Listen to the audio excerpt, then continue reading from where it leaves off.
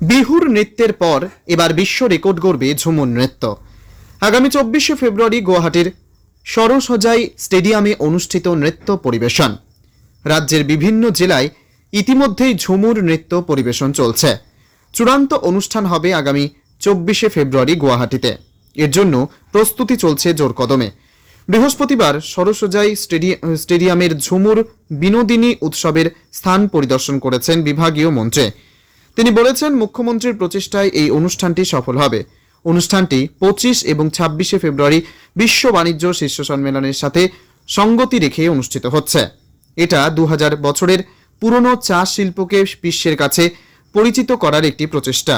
রাজ্যের প্রত্যেক জেলার ঝুমুর নৃত্য শিল্পীরা 20 ফেব্রুয়ারি গুয়াহাটিতে পৌঁছাবে।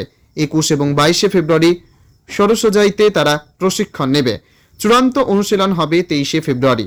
সরসাই স্টেডিয়ামে তাদের জন্য দুপুরে খাবার, রাতের খাবার এবং নাস্তার ব্যবস্থা করা হবে।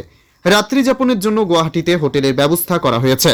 ব্যুরো রিপোর্ট, গণ আওয়াজ, গুয়াহাটি।